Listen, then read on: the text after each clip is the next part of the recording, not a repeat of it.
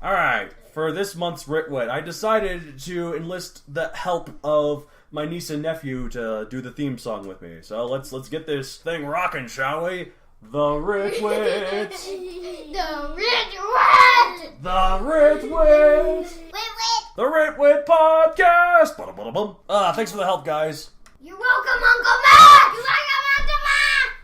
I'll take that as a you're welcome. Okay, I'll be sure to thank you guys in my Grammy acceptance speech. Well, now that that's over, we at the Writ have an announcement. David and I here have totally sold out, and we're going to start doing these ads now for our favorite products that we either made or have been paid some handsome money to advertise. This episode of the Writ is brought to you by Writ Ink, our specially made ink solution. Tell us about it, David. Are you running out of printer cartridges? All the time. Perhaps you like the old-fashioned method of writing with a quill on parchment. Maybe you've only upgraded to the more modern cousins with paper and pen. But here's what all of these resources need. Ink. Deep in the largest freshwater lakes among the Rocky Mountain region, we find the best product for our Writ ink. If you'd like to try a sample, it's only $7.99 a bottle plus tax and insurance fees. Why insurance fees? Because we help you start making your own supply. We provide you with specially bottled Rocky Mountain water and a live squid to scare into making its product. My goodness, a live squid? Yes! As a one-time only benefit, buy in the next 15 minutes and we'll even provide you a step-by-step mixing guide for your very own Writ ink at no extra charge. Here's the secret. It's only 1 part water to 3 parts squid product. Ooh, I like it. And that also means that if you mess up and the squid gets accidentally electrocuted by computer wires or something, you get some free calamari as consolation. Indeed. Try your Writ ink today. Guaranteed to make your writing look bolder and better. Beyond printer cartridges is our favorite ink. The 2 twits of the Writ are not responsible for any spillage, defective mixtures, bodily injuries, or severe harm or poison injections incurred by handling angry squids. Please consult a doctor immediately if you get bitten. Unless severe neurotoxin is involved, in which case consult a mortician and loved ones for any last-minute family issues or conversations, and perhaps a lawyer to discuss your region's life insurance policies. Please use responsibly. Approach live squids at your own risk. Good job on that. That must have been a handful to say. Oh, by the way, where can people contact us for that? Okay, here we go. It'll be 1-800-555-Writ. There we go. That's a classic answer. I figured that if they're going to get this stuff in the next 15 minutes, they better have some way to contact us. That is true. And not just the email that we have at the end of every podcast. Try our toll-free number, 1-800-999-8564. That's probably someone's real number. You always have to use 555, remember, because that's the only Welcome, one fellow nerds, to another episode of the Writ. Okay, fine. Welcome, fellow nerds, to another episode of the Writ, the show where a part-time barista and a working abroad music major have delusions of writing grandeur. But we're still better than you. Indeed. All right, I'm Matt Donald. And I'm Matt David. And that was our new attempt to be funny, I guess. It was an advertisement for our legitimate Writ ink product. I tell you what, man, you should see the stings that I've gotten from these angry squids. I'm not kidding you. If you get stung, talk to a doctor.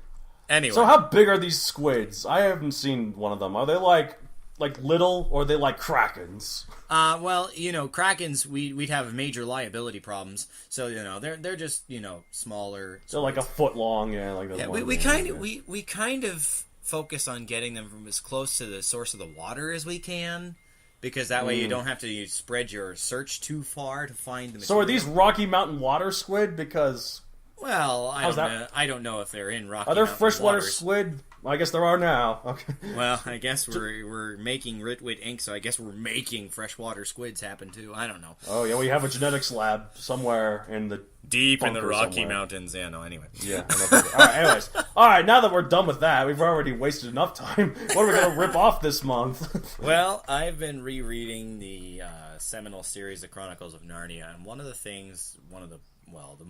books that I've read, of course, was had a very interesting storytelling tactic that I would like to rip off in some story of mine in the near future, and that is this. Okay. The Horse and His Boy, with third book chronologically in the series, if you want to think about that.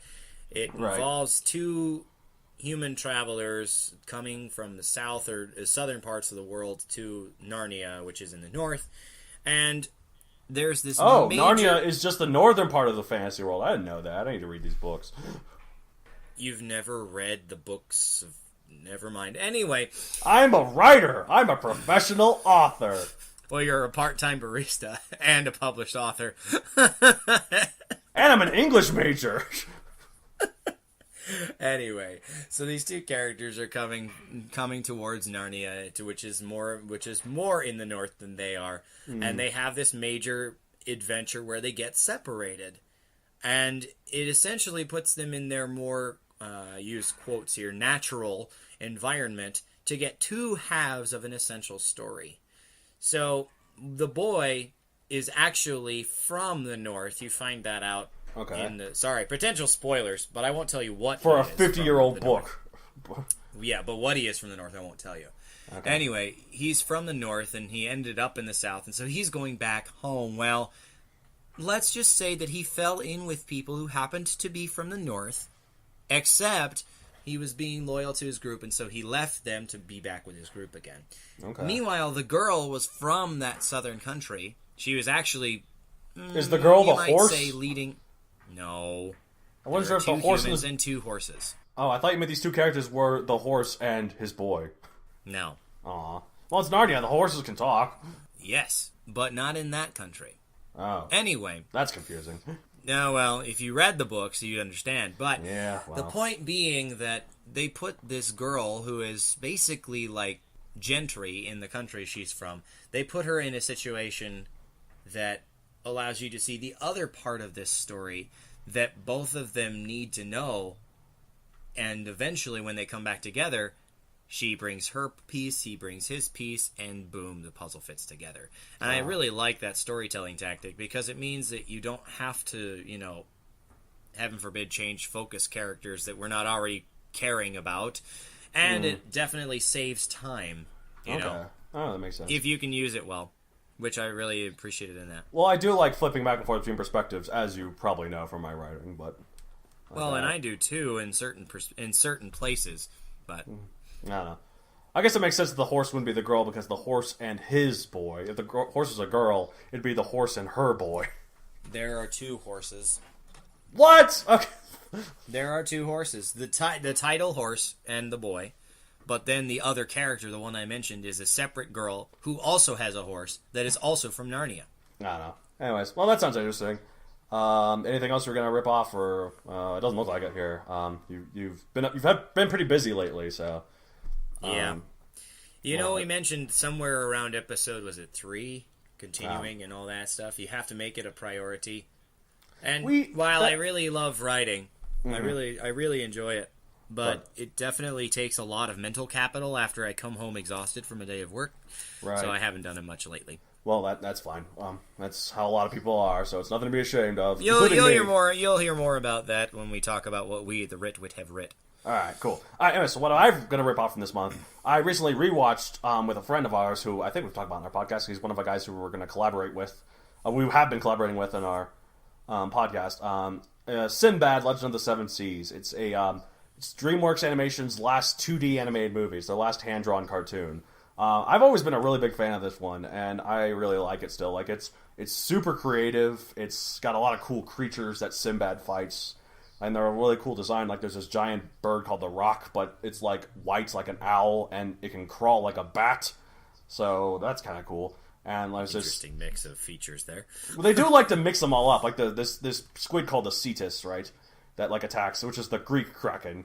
And actually, in the original story of that Clash of Titans is based off of, Perseus used the Medusa head to turn the cetus into stone. However, I understand why they changed it to a kraken, because release the cetus does not sound quite as epic, right? So, well, cetus, doesn't that? I mean, you would know, Mr. Wildlife of Tomorrow, but cetus, it means whale. Whale. It means whale, yes. I mean, it is impressive in its own way, but I guess a kraken, you can use the tentacles more. Well, the cetus also has tentacles, so. What? So yeah, but this one, it has tentacles, and then it has a chameleon tongue that snatches some poor sailors with. It has crab-like legs, and has fish fins. It's really cool. I also like the fact that it's a fantasy road trip. I love those kind of things. I love road trip adventure stuff. I'd love to write a fantasy or sci-fi road trip sort of thing, where you just go from exotic locations and a series of them in adventures and stuff, trying to get to the end. I think it'd be kind of fun to write. I'm just kind of trying to wonder, maybe you did the little bit of that in the previous version of Megazoic. Oh, a little bit. Oh, I did that. When they went to Rhea and all that. That wasn't really... Well, yeah. Back then, yeah. Oh, that was great. So speaking of Wild After Tomorrow, I did do it. That was kind of... The first one especially was definitely a road trip sort of thing. So I'm like... Okay, let me say. I'd like to write another road trip stuff. Hey, the collaboration universe would be a great place to... Anyway, joke. Maybe we should do an episode where we talk about all of our projects that we had written in the past. We keep referencing and none of our listeners have any idea what they are. Like... I think we mentioned Wild After Tomorrow like 4 or 5 times, and I still don't think we've ever explained what the hell it is. Well, I believe we had a very good friend of the podcast who did a pre-review of our pilot and said, give elevator pitches. And I think we did give elevator pitches for a lot of the stuff. I don't know if all of them have received that treatment. Maybe we should do an episode that just to talk about our embarrassing old stories, just to say you can get better. Like we were better than you, but at one point we were worse than you are now. So, I don't know. Anyways, I also I didn't see this, but I've seen other reviews of it, and I don't mind spoilers, so I know exactly how it ends. I heard about the new Mummy movie with Tom Cruise. And it sounds like it's pretty terrible. I mean, I know form your own opinions and such, but like everything I've heard about sounds pretty bad. The best part about it apparently seems to be the guy from one of my previously favorite shows, New Girl, and Jurassic World. He's in it. He's like the sidekick to him, and he's always very charming. That sounds good, but like other than that, it's like a mishmash of stuff. It tries to be like scary and funny and action like all at once, and it doesn't really do any of them well.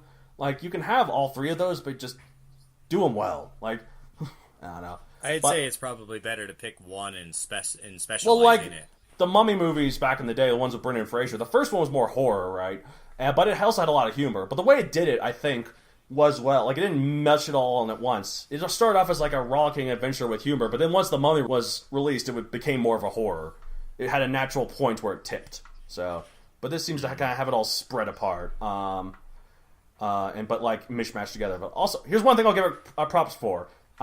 This isn't really what I'll rip off, I guess, but rip off. Do your bloody research, guys, is what I say. So they actually use the correct god of evil. The Mummy gets her powers from Set. A lot of people think that Anubis is the god of evil in Egyptian mythology, but no, he's not. He's the guy who prepares you for the afterlife. He's the ancient Egyptian equivalent of Saint Peter. He basically weighs whether you're worthy or not. Right. I think there actually is the symbol of a scale. But no, Set is the major, like... Right. And I think that the Mummy Returns, the second Mummy movie with Brendan Fraser, that did use Anubis as the god of evil. So that's one improvement. They used the correct god, but what can you do? It's not doing too well. Apparently it opens with the Dark Universe logo, because they're trying to set up their own shared cinematic universe with this. Well, good luck, I say. This is a great start. Good riddance. It's crashing and burning. We have too many of those collective universes things. Well, Marvel did it, and everyone's like, oh, it can't be done. Then Marvel did it, made lots of money, and everyone's like, oh my gosh, we gotta do it. That's always how it works. Follow the money. Apparently Wonder Woman is doing really well, so maybe DC's back on track. I'm going to see that tomorrow with a friend of mine. So I'll let you know next month if that's any good, and if I'm going to rip anything off from it.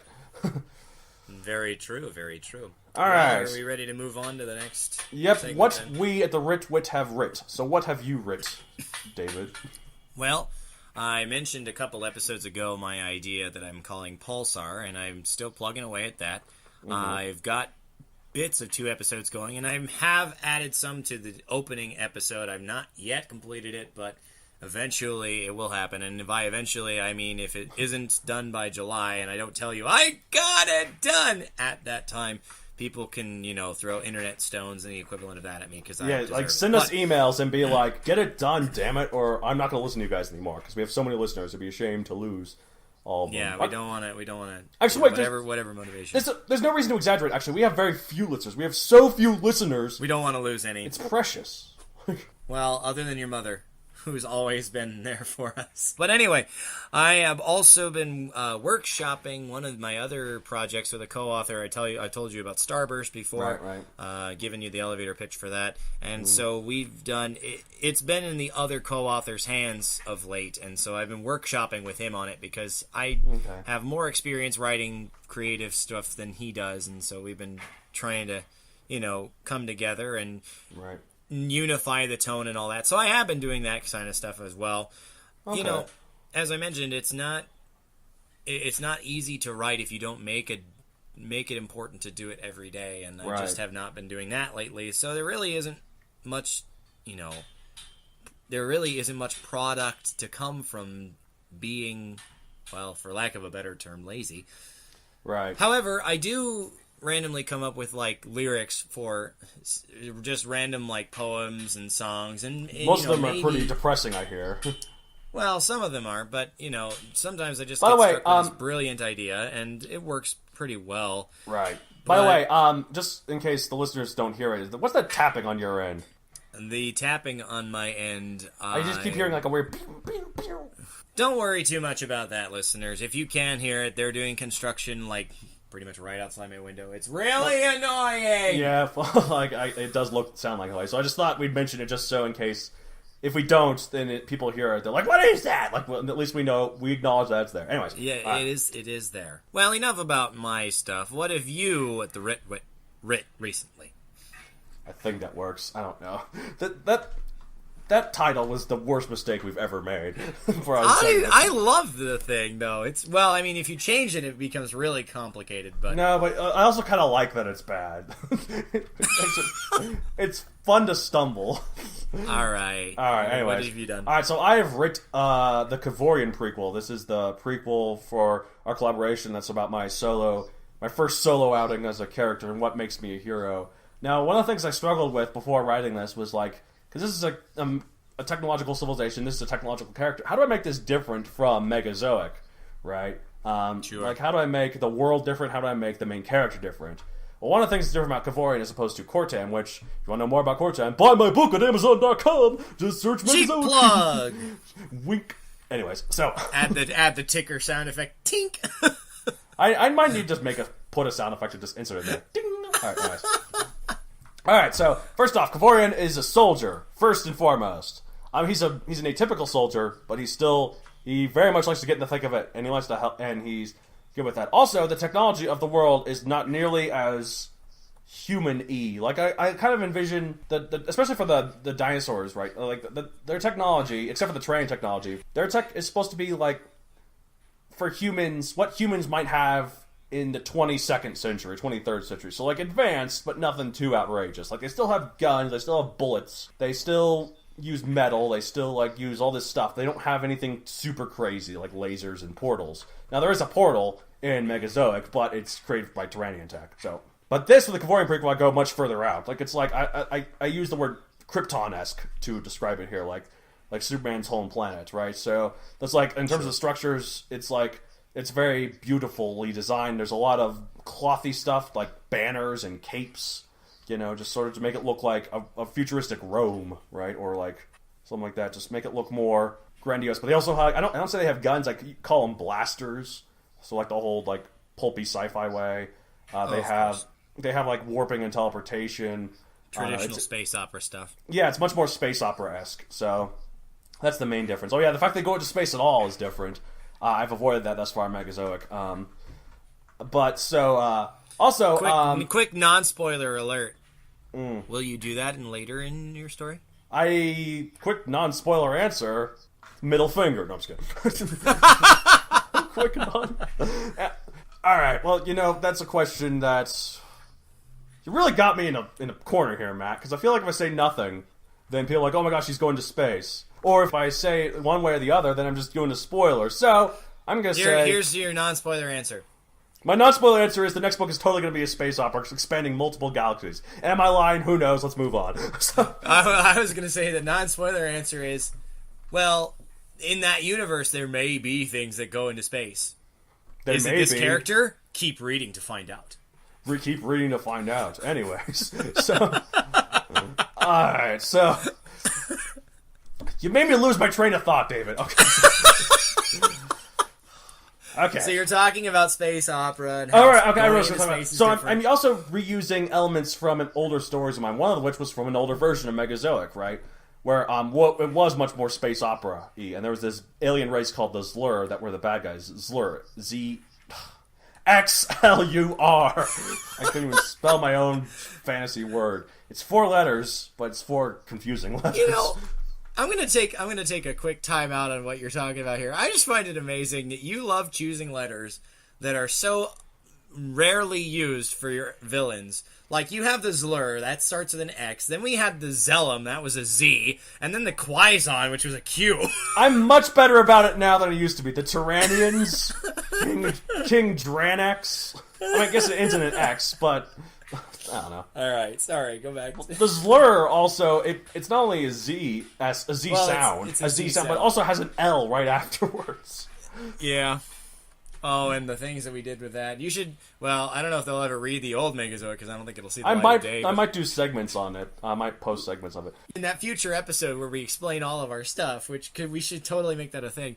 I think we should, but no, I think there should be like a segment on spelling your villain. How many points does it score in a Scrabble turn? If it's a lot, then you're good. Well, I was specifically thinking about that one character and how his quote-unquote race changes so many times. Right. Like the portmanteaus that you did. Oh, right.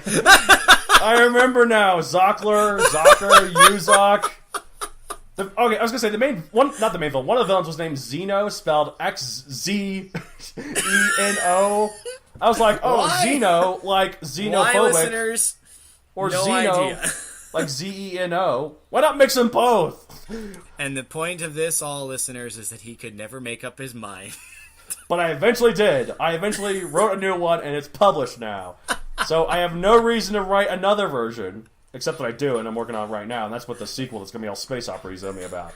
Am I lying? Who knows? That's another version of Megazoic now? Yep, I am. It's, I'm sorry. This is derailed very quickly. Just basically, this is an old idea for this race called the Zlur, and I'm using it in the Kavorian prequel. You can use... I'm fine recycling old ideas from stories that I'm not doing anything with. As long as, like, it's an idea I'm not doing anything with. Like, if it's like... Yeah, I mean, if you're not touching them again, then why not? Like, if I write a completely different series in the future, and then I just suddenly throw in a Tyrannian in there, people might be like, what the hell? Like, right. I mean, if you're not doing anything with it, it should be fair game. It's an idea you had somewhere else, and if it's good, why not reuse it? Right. I think so. And so, yeah, these are, like, I didn't think this fit, like, in the old version. Like, in the old version, there's a lot of different... It wasn't just the dinosaurs. There was a bunch of different other races. And it was a fantasy universe sort of thing. It allowed a lot of creativity. I've talked about this before. But it also... It ended up ruining what I wanted to do in the first place, which was make a dinosaur. It became a sci-fi fantasy story that happened to have dinosaurs, rather than a dinosaur story that happened to be sci-fi, which is what the new version I'm trying to do is. So... But, so a lot of them races I've taken over from other things, because they don't need dinosaurs. One of them is the Zlur. They're like these robot scorpions. So, I think I've talked about them before in another podcast. I believe you mentioned them before, too. Anyways, I'm using them in this Kavorian prequel. And speaking of Megazoic, this brand new version I'm doing, which is a brand new version and a brand new continuity, it's also a sequel. Wait, that joke fell flat in his face. Well, you know, okay, I'm like Michael Jordan. The reason why I make so many good jokes is because I also miss so many good jokes. Just keep shooting them out.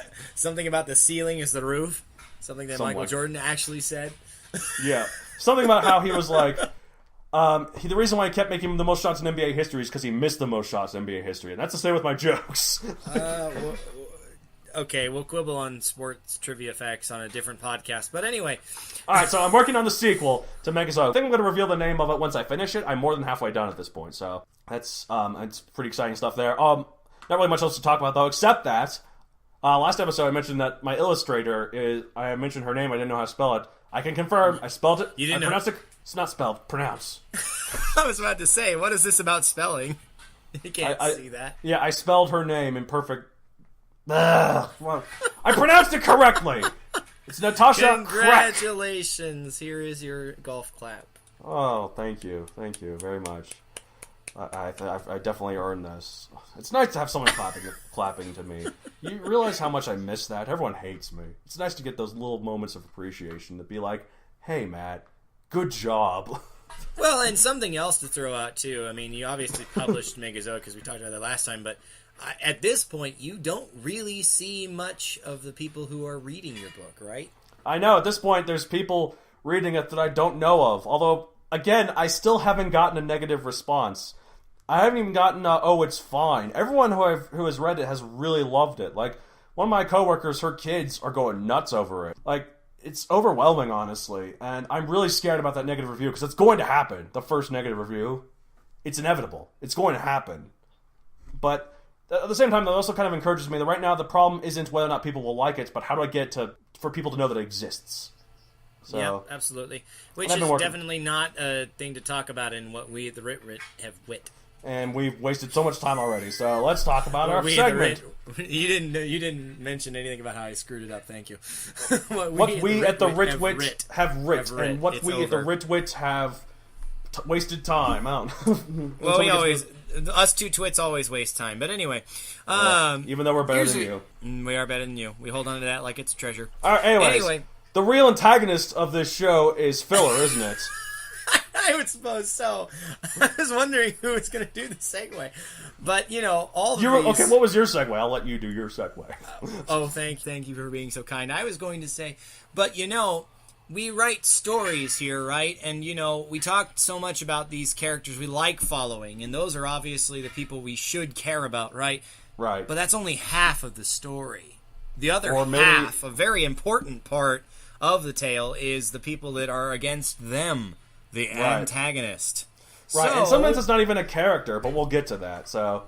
Well, I was about to say, why don't we explain a little bit here about different kinds of antagonists? Right, well... Which is our actual topic. Right. Our topic for this week, this month. Why is that so difficult for me? I don't even want it to be weak. I don't, though. This is so much work. Alright, anyways. So, this month... our topic is types of antagonists. Now, antagonist is such a broad topic, it needs to be split into multiple episodes, and like this, we're not really talking about here about what makes a good villain, or how to write them well. Yeah. So I'm like, this is more just like how to categorize them, so you can figure out for your kind of story that you're writing what would work best. So there's many different ways for a character to provide conflict for another character, like the.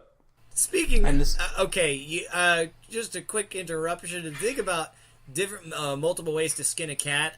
Speaking of a very famous antagonist, how about multiple ways to skin a dog? Particularly one that's dotted. Oh, right. I see what you're talking about. At first I was like, what the hell kind of horror show you're talking about? Oh, and then you're talking about a Disney movie. Okay. I'm glad you caught on. There's going to be a prequel with Emma Stone as a young Cruella de Vil, and I'm like, you could just not make that Disney, right? That would be perfectly fine. We don't need to see Cruella de Vil origins. Don't ruin Emma Stone for me, Disney, please. Anyway. It'd be damn difficult for us to ruin Emma Stone. Even when... Okay, I haven't seen that film, dang it. I'll just edit that out. Or not. Let's see. Or not. Who knows? Alright, types of antagonists. Alright, so first one we got here. I usually, you read your silly list, but I'm going to read my silly list now. So feel free to interject in the comments as you will. So, sure. Alright, what I'm starting off with here is characters who are evil, like evil incarnate, but mainly their relationship to the protagonist. So first off, I got an evil overlord, who has no personal connection to the protagonist. Their only goal is take over the world. This is really common in high fantasy and sci-fi. These are like characters like Sauron, or the White Witch in Narnia that I haven't read. At least I think that's what she is. Who knows? I haven't read it. I would argue that she doesn't have a personal connection to the protagonists. But she definitely has a personal connection to Aslan, so... Right, but Aslan is not the protagonist of that book. Right, so it's more like the God versus the devil, quite literally, actually. So, well, if you look at the symbolism, it is. But anyway, moving on. All right, but then like Palpatine in Star Wars, Darth Vader does not count because he has a fatherly relationship with Luke. He probably counts in the first one, I guess. The one before he found the first Star Wars. The one before he admits, "I am your father." Right, but Grand Moff Tarkin in that one definitely probably counts too. He doesn't care about anyone. He doesn't. Who's this Luke fellow? I don't care. This this is perhaps not like types of antagonists question, but how many antagonists are you talking about? Does it have to be just one or not? I'm assuming the answer is no, but... Just like the central antagonist, because of course a lot of stories, particularly like high fantasy and such, they have multiple bad guys. I'm really bad about this personally. I always like to have one bad guy. These are the kind of characters, like, they don't really care about the protagonist. They're just there to conquer the world. And the protagonist only stops them because he's the hero, right? The heroes stop the bad guys from taking over the world. So... Curious, you do a lot of frequenting on the site TV tropes, and you talked about different, like, villain cliches and stuff, and one of the ones that the title sticks with me is that you talk about the complete monster. Right. And I'm curious, this evil overlord-y type person, is that where you find the complete monsters in the world? They can also be the next category, because at that point, the complete monster doesn't really matter if they're world dominating or just really, really bad guys. So... complete monster is more just their attitude in general, not just their plan, so... Okay. So, speaking of the next one, we got evil assaulter is what I call it, in quotes.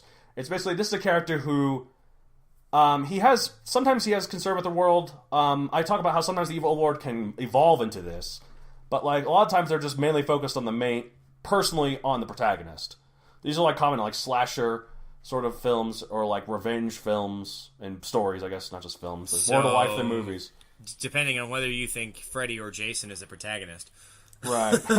One of them is the evil... No, they're both evil assaulters, I guess. Right, well that's what I'm saying. Like Freddy Krueger in Nightmare on Elm Street series, and of course Jason in Friday the 13th. Like in Deadpool, you got Ajax/Francis. Like, he doesn't really have a plan beyond just piss Deadpool off in the half part of the movie. And, like, yeah, he's got the weapon, the sort of, like, the program to, like... Is it the Weapon X program? They don't really call it that, do they? Or, I believe they don't call it that in terms of... But that's not really his plan. I mean, in terms of the plot of the movie itself, his only role as antagonist is to personally just piss off Deadpool, and Deadpool goes after him. So, yes, he does other evil things, but in terms of the plot of that movie is trying to tell, he's focused purely on Deadpool. So, he's a evil assaulter, is what I say. Now, that's like fair. I said, some characters evolve into this. Like Voldemort in Harry Potter, he does want to take over the world, and he didn't really care about Harry until he got killed by the curse at the beginning that I forgot the name of. But Avada Kedavra. You have magic blood. You killed me. Anyway. Yeah, because dead people talk very much. Anyway, I'm also magic, so I'm back. One example that I just came up with, and I hope you agree with me on where I'm putting him. I think this is the perfect place to consider the Joker.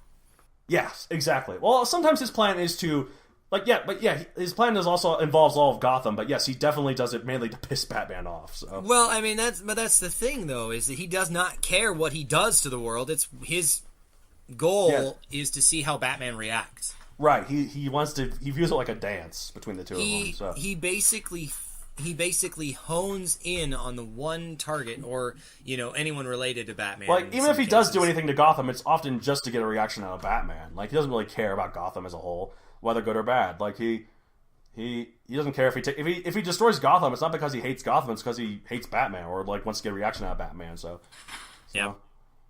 that's a good example. But yeah, I personally like the ones that, like, they start off as an evil overlord, but as the main character keeps thwarting them more and more and more, they become focused on this main character, right? So sure. Well, it's nice because there's a little bit of character progression in that sense, although you might argue it's regression because they're, trying to get rid of one thing as opposed to their original goal. Well, they might still have their original goal, they just also have this one. They realize that in order to conquer their main goal of taking over the world, they have to focus on this other person first, because they know this main character is going to stop him if he does. And this is why Rita Repulsa only ever attacks Angel Grove and the Power Rangers. Moving on. Yes, that's a classic example. Almost as classic as the Joker. Hardly a classic example. It's almost as classic as the Joker. Almost. Not quite. But almost. Very close. Hardly classic. Remember that time that Heath Ledger was in talks to play Rita Repulsa? I don't know. Yeah, right. Because Heath Ledger was totally around when they made a Power Rangers movie. Yeah, he was. The one in 1995. Yeah, but he wasn't in the show at the time, and they wouldn't have cast him to be a witch. Okay. Anyway. Alright. Who knows? They cast him to be... Moving on. Joke aborted. Yeah. Joker aborted. Ugh. Oh. I'm sorry. Okay. Anyways, next up on our list here, we got characters who, they're probably still evil. Or they might not be. At this point, it doesn't really matter. But they have good intentions. They just go too far trying to meet them, right? These are characters they're called the well-intentioned extremists, which is a term from TV tropes. These are like characters who want to do something good, like they say that, but the way they do it is evil. And the hero has to stop them. So their intentions are not evil. So, but they often go to evil measures to meet them. So, like, I think Ra's al Ghul in Batman Begins is this. He's definitely an evil guy, but he claims to want to destroy Gotham because he wants to get rid of all the corruption kind of a thing. Yeah, like he thinks it's too far gone. No one can save it. These people aren't living lives. It's just got to be torn down, right? But he does it in a horrifying way, and also it's not going to work. And also that's too rational. Like, we, as a whole, in terms of humanity, are pretty corrupt, and we're all killing each other like crazy. But I feel like if someone just wants to nuke all of us, that we're going to stop them. Although, to be fair, I would probably be all for it. No, I don't know. Gee, with how many times you talked about sending ICBMs and stuff. Anyway, Yeah. there are other examples, too. To use one that I was really close and near to my heart, I like the example of Alistair in Crack in Time. Yeah, Ratchet and Clank, the last Lombax. I mean, if you look at his backstory, it's really tragic. Right. It's really tragic, and so he's trying to undo the mistake he did, and so he wants to use this device, the Great Clock, as like a time machine to undo his mistake. Spoiler alert, it's not the purpose of the Great Clock, but he thinks he can do this, and when it turns out that the Great Clock is for a completely different purpose, that Ratchet takes it upon himself to stop his fellow Lombax and, basically and basically if he wins, Ratchet is then basically alone in the world. There are no other Lombaxes to find. Right. Well, the thing that makes him evil, you could say, oh, well, he just doesn't know that the clock, but the reason why he's a well-intentioned extremist, he goes to every length to do this. Before this, he temporarily kills Ratchet trying to get this done. Yeah. And now Clank manages to bring him back only through, a quick temporal loop. But that's not to the scale that Azimuth is trying to do with, the 20-plus years of reversing back. You'd have to go all the way back, and it would, totally... Yeah. We don't need to spoil the plot of one of the greatest Ratchet and Clank games ever. You should play it if you haven't, if you like that series. Yeah, I guess. But, just basically the point is, he is still a well-intentioned extremist and not just a guy who's misunderstood because he killed Ratchet temporarily. And that's where the spoilers end. So. Yeah. Well, and anyways. And to define well-intentioned, I'm watching a series, go figure, I come up with the Tokusatsu example right now. That's okay, I understand. One of the Sentai series was this series about angels who are, defending Earth. It's their duty to defend Earth. Mm-hmm. And the main villain of that season is a former, the term is guardian angel. I would do the translation in Japanese, but it's not important right now. Anyway, the point is that he gets in his head that he needs to take it upon himself to renew the world, because as it is, it's going to hell in a handbasket. Right. And so he's the one who's going to, see it through a rebirth, but he's going clean slate. Mm-hmm. And so you could argue that he's a well-intentioned extremist, but, part of me wants to say that this particular character, kind of knows he isn't even well-intentioned. He's just completely an extremist. And so I was hesitating a little to bring up this example, but it's still worth talking about. But the idea of going to extremes is not unique to this character, this well-intentioned extremist. However, a well-intentioned extremist will get in your way if you have a different goal, and that's why they can be such good villains. In fact, I think they're kind of my favorite villains to write, because here's the thing. Yeah. You build up this character, and maybe you build in some sympathy for them. Maybe you build in a backstory that people want to get behind, and they want to root for him or her. Right. But because their goal is directly different from the protagonist's goal, they must be stopped. And so it puts a lot more personal investment for the reader into the story. Excuse me, I say reader as if it were all books. Obviously, we're talking I say about sometimes Azimuth films, it's all movies, so we're okay. Right. But and to be fair, video games, but if we like the character and they have developed into this. It's kind of fascinating. I I mean, do that like is it one too. thing about Yeah. the prequel trilogy, that view into Darth Vader's slow Star Wars prequel conversion. trilogy is what he should specify. But yeah. Sorry, I didn't mention Star Wars, but I thought you didn't hear it. Go on. no, I didn't. Thank you for adding okay. that. Anyway, but seeing some of the decision making that went into him becoming Darth Vader is fascinating. Obviously, before those movies came out, if you didn't live under a rock, you knew that he was going to end up being Darth Vader.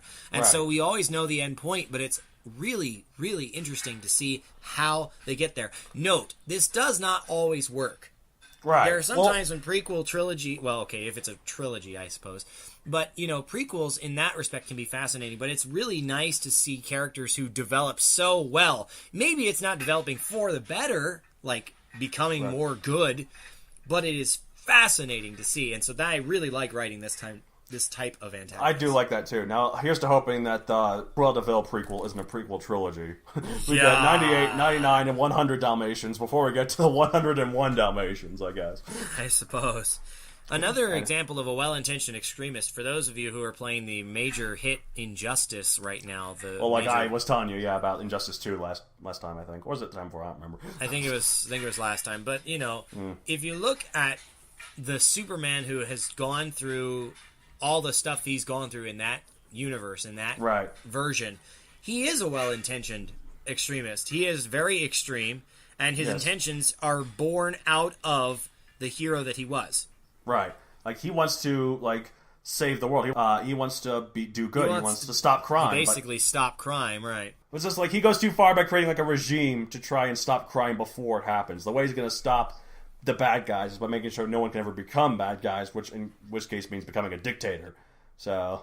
Yeah, and I think it's a good example of a well-intentioned extremist. The way they get there is usually wrong, and that's where the conflict comes in, right? Azimuth going so far as to kill Ratchet just to turn back the clock because, I can undo that too, just let me do it. Right, we've spoiled that one enough. So, yeah. Well, I think we've done it a couple other times because we've talked about Crack in Time a lot.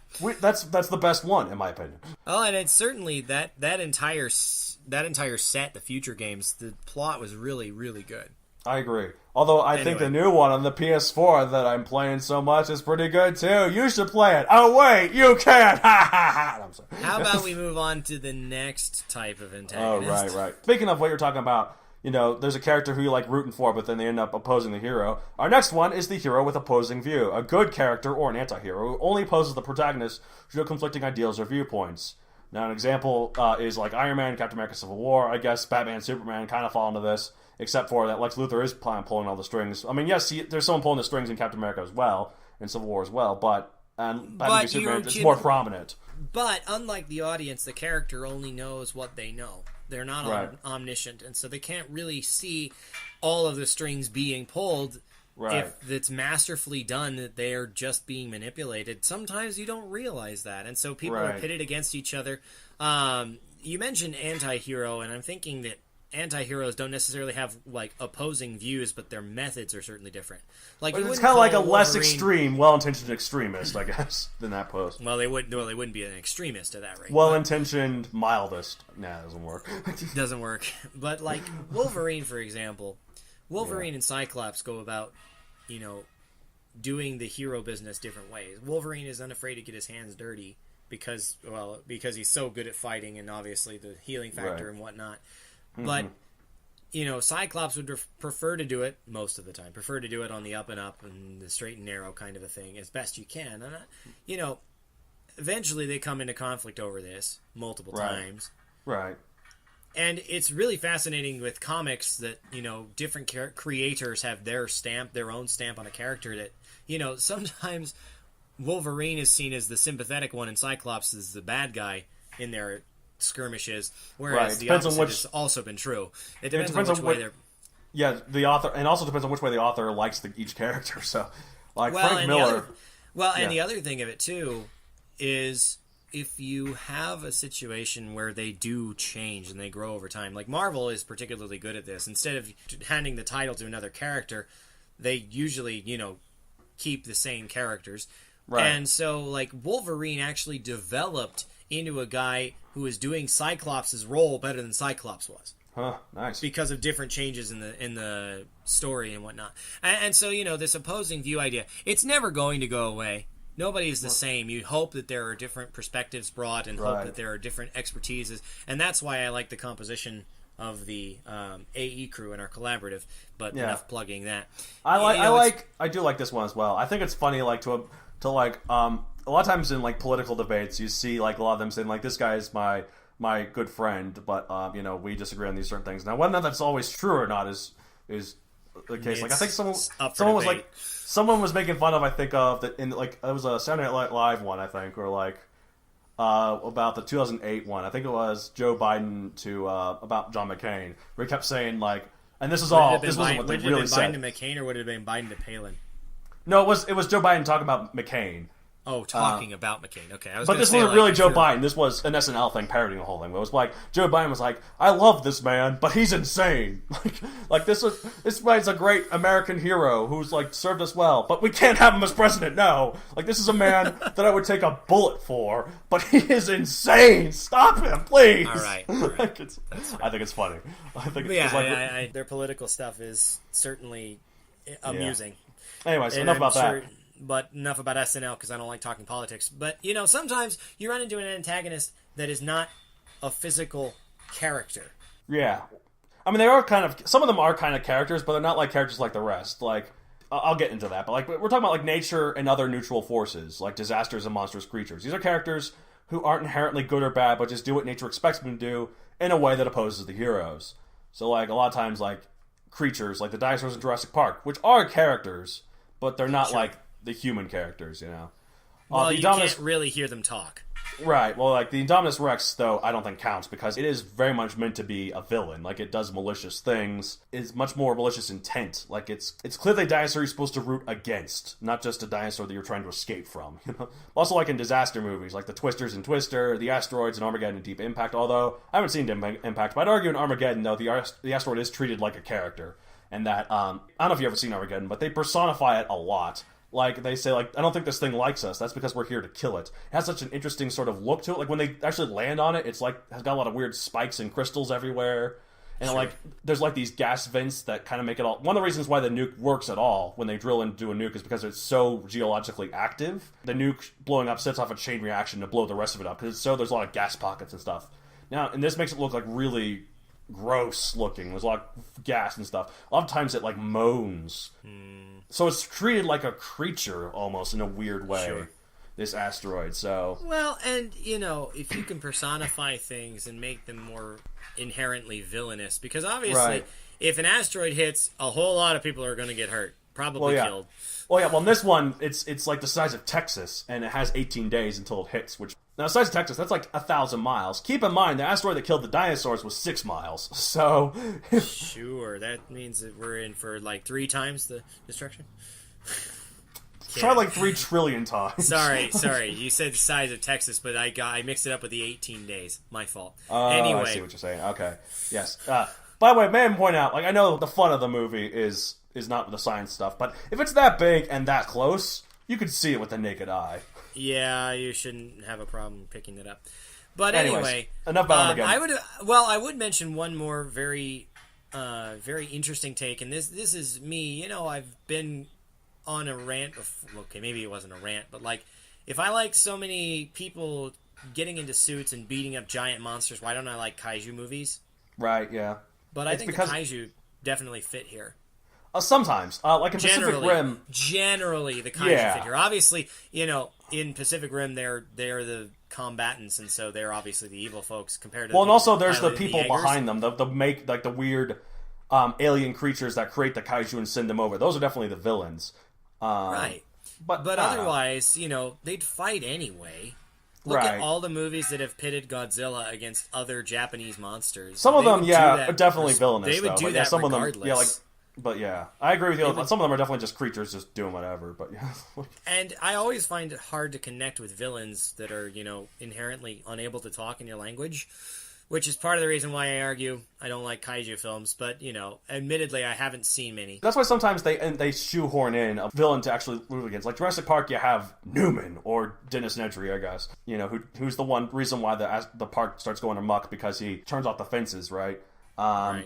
And a lot of times in disaster movies, there's a character who always makes, like, the bad decisions, who ends up costing people lives, but they keep fighting the scientists. There's like there's this, funny sign at one of the marches for science that they've had recently here in America, which I'm sure you all know about, though. But the sign basically said, the start of every disaster movie is a scientist who's being ignored.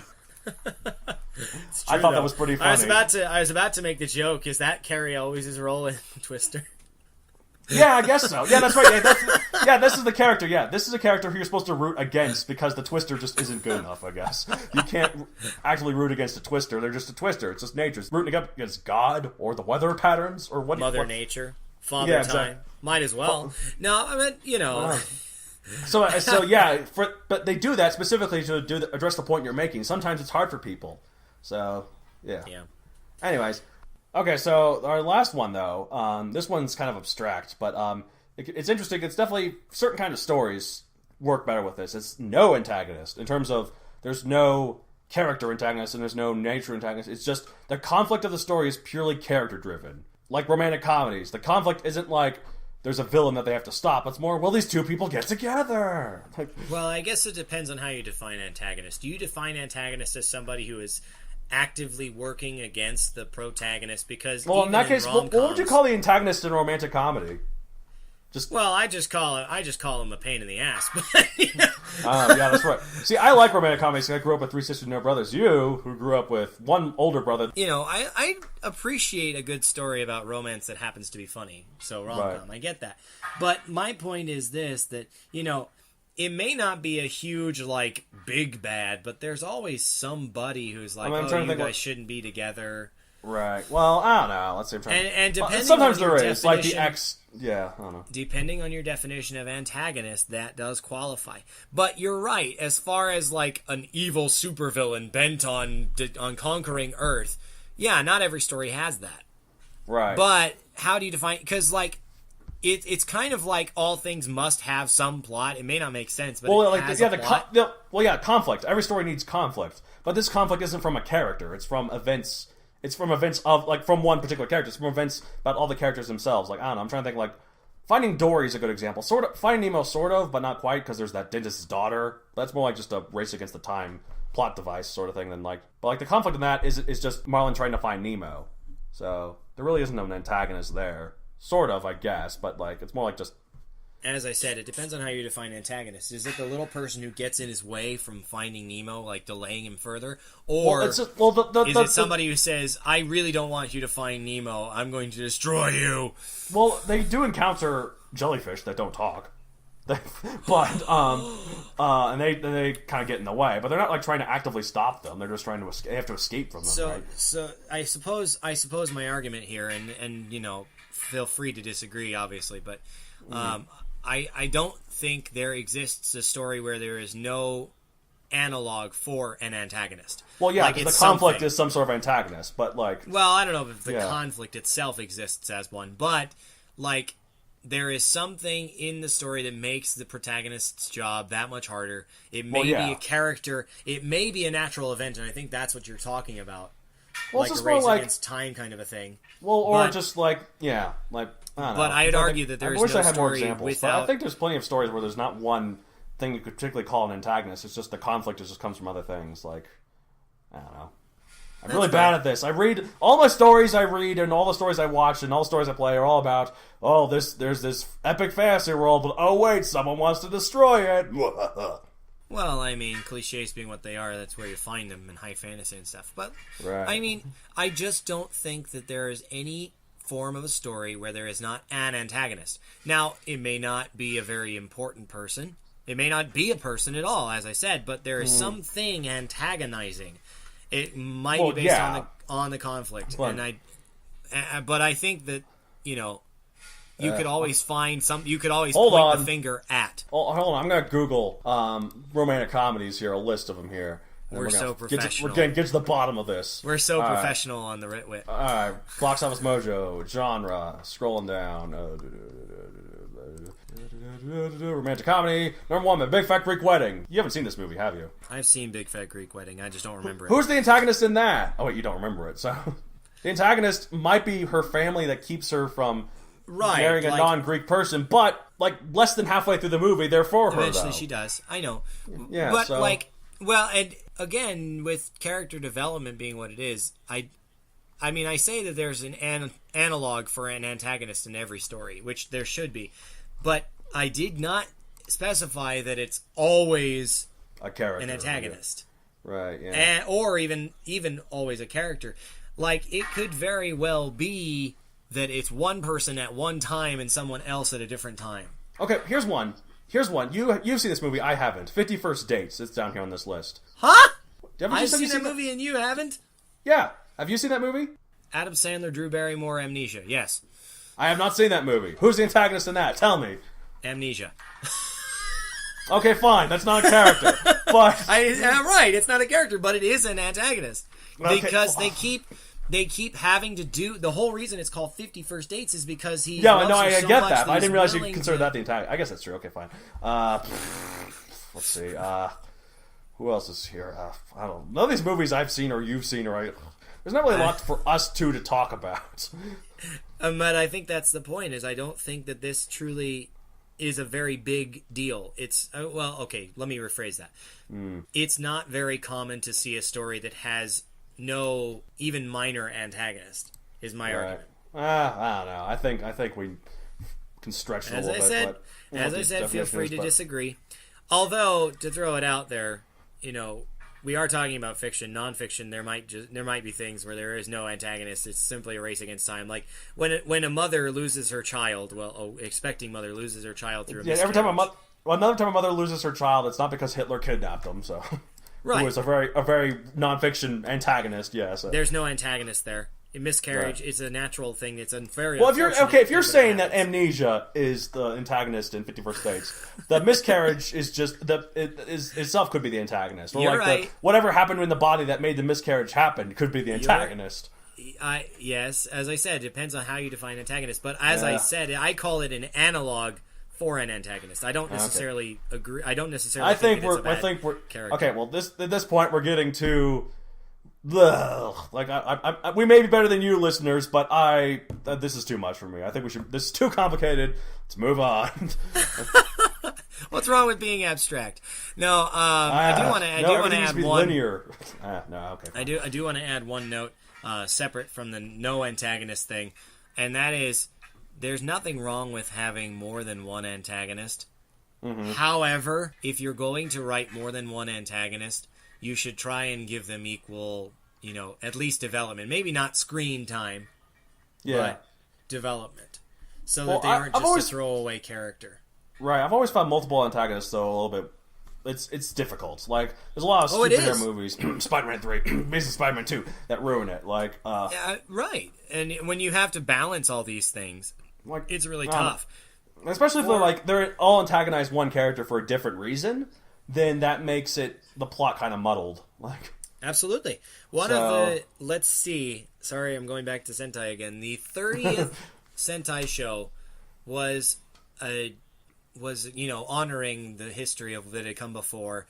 And for those of you who are curious, it's called Go-Go Sentai Bokenger, and they are using you can vehicles spell that out treasures. For us. Not now, but you can, just give it to me later, and I'll edit it into the podcast description. Boukenger, Bokenger. Anyway, I was not writing that down, but okay. It's on the recording. You can do it later.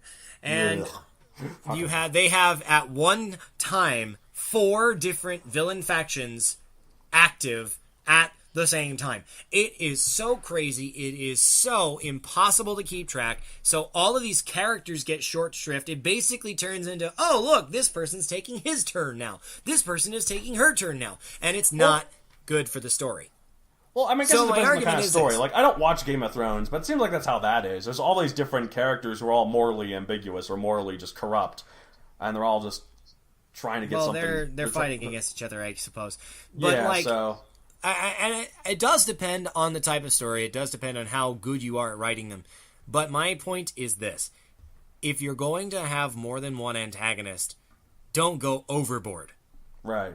But there's nothing wrong with having more than one. In fact, it's probably better because that way there are distinct kinds of threats that are being presented to the antagonist, particularly in fantasy and stuff, Right. where that is really valuable to the story. Well, yeah. I feel like, though, if you have multiple antagonists or multiple antagonist factions, you should make sure, like, just to make sure not keep it too muddled, make sure one of them is shown as clearly the most important one. Like, the one the plot is trying to focus on the most. The other ones might be just more like world building, or like ones that the main evil faction hires temporarily. I don't know, so. And this is why you only write one main big bad in your stories. Anyway. Yeah, I don't know. Alright, well, moving on. Okay, so, to be fair, okay, speaking from my experience in writing fan fiction, usually this is exhibited in how there's a leader and there are, like, generals in the same villain faction, you know? Mm-hmm. I don't necessarily mean multiple factions, but I do mean more than one character. Right. Because that way there's interaction to be mined, there are different methods to be explored, there are very valuable story things to take from. It's not just one person all the time the same way fighting the character in the same fashion. Yeah. Because that gets repetitive and boring. Yeah, it's always nice to make it fresh, yeah. So. But if you have villains that, you know, play off each other and build just like the protagonists do, it's not only more fun to write, it's more fun to, you know, consume as a viewer, listener, reader, whatever. Player, yeah. Player, thank you. I don't know why I forgot that one. Well, that's my advice. Don't overload it, but you should not just rely on one true antagonist. And even Donald over there has not relied on one true antagonist. Well, right, like, yeah. They work together, but they are different characters, and that's what I'm definitely recommending. Right, yeah. Well, I don't know. Well, just basically throughout all this, just find what works for you. Like, the final thoughts I have here is that just when writing a story, figure out which of these different types of antagonists works for your story. Like, any of them could work. Like, honestly, any story can have any of these types of villains, I think. Anyways. I'd argue a romance comedy couldn't have an evil overlord. Depends on the romantic comedy. Is it a space opera? If it's on Earth, though. Alright, new challenge for me. I'm going to write a romantic comedy with an evil overlord. Oh no, this elf needs to hook up with this hot female dwarf, but oh wait, the in-laws are coming in. Oh yeah, and also, there's an evil overlord that's going to do his dragon army to take over the world. He won't make it to dinner in time. Find out what'll happen on Elf. Don't elf it up. There we go. That's the name of it. That's the name of this romantic comedy I'm going to write with a overlord. Anyways, just basically find which one of these works for you. This whole point of this episode isn't talked about like how to write specific ones. Just to help you know what kind of villain you would want. Like, find which one intrigues you. Find which one fascinates you. Find which one you want to avoid. I don't know. Just think about it, listeners. Like. It's up to you. Absolutely. Like, we're just trying to help you. I mean, if you want advice from us on how to write a certain kind of villain, please, by all means, go ahead and use the website or whichever means you're accessing. You're doing that segue thing of like the. And you should send us an email at the web address that you find there, and that is, for those of you who aren't looking at it right now, Matt. You're trying to make this a natural segue. I refuse. I'm not going to make MatthewDonaldCreator.com. I've got a specific finger I'm holding up here. I refuse to make a natural segue. It's got to be clashing. What's wrong with a natural segue? I don't like it. It's got to clash. It's got to come out of nowhere. How can people get a hold of us? It's called good planning. Shut up. No. It's called good planning. You talked about not telling you how to write characters. We're not really telling you how to write characters, but if you'd like to get our advice on that exact thing, please send us an email. Other questions you might have for us, this email. Absolutely. So.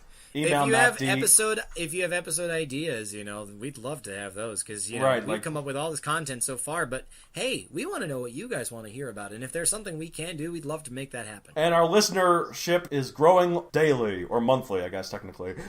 Well, they do measure it in months, but it probably is growing by day. Yeah. So hopefully we'll get some emails now. I dread our first email. Yeah. This show sucks. What are you guys doing? Yeah, oh man, it's gonna happen. Or like, oh, by the way, I like Matt David better. Matt Donald can die in a fire, and I'd be like, oh, and you'd be like, yes. I don't know if I'd say yes, but anyway.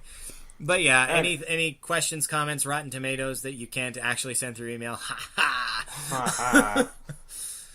If I don't miss postal service mail, you never know. You never know when you might get like a bomb or like just a bit of crap.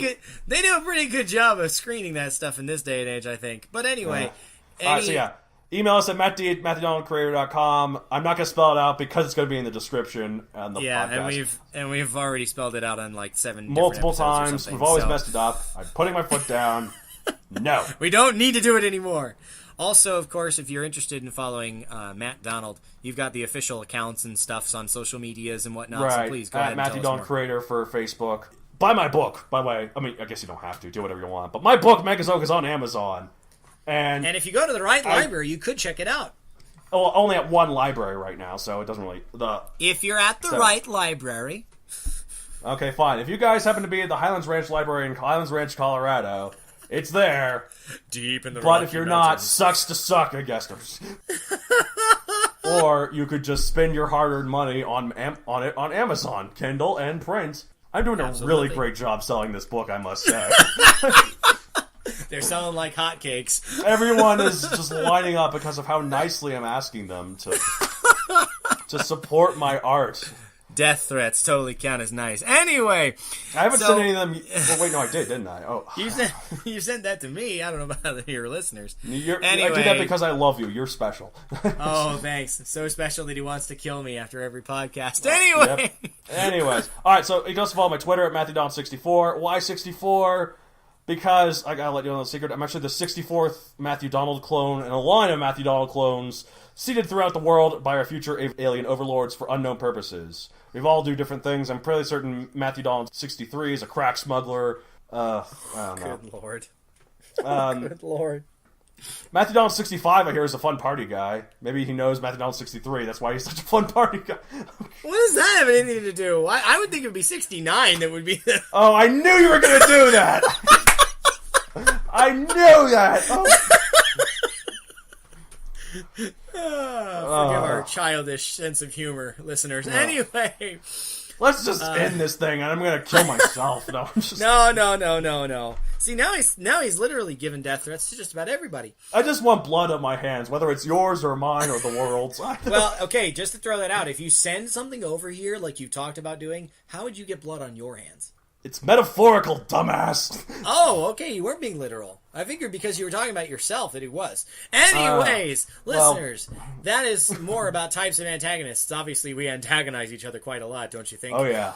But please, if you've got feedback for us, questions, concerns, things that we can help you with, we'd love to. Contact us. We told you how to do that. Until then, I'm Matt Donald. And I'm Matt David. Us two twits who talk about writting have just about twitted ourselves out. So I don't feel better than you listeners anymore. I feel... Really? Well, we may be a part-time barista and traveling, working abroad music major, but we are still better than you. You are still better than me, I think. I don't know why I'm so down, honestly. I guess it depends on what you mean by better. I am my own antagonist, is what I think.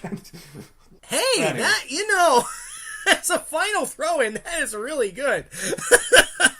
We're not continuing the episode. I'm not talking about antagonists that are yourself. Personal antagonist. Look it up. It's a great thing. You should. We'll do an episode of it later, but until then, peace out. Get out of here. All right. Thanks for listening, guys. We'll talk with you next time on another episode of the Writ, where us two twits talk about writting. Oh, another flawless episode.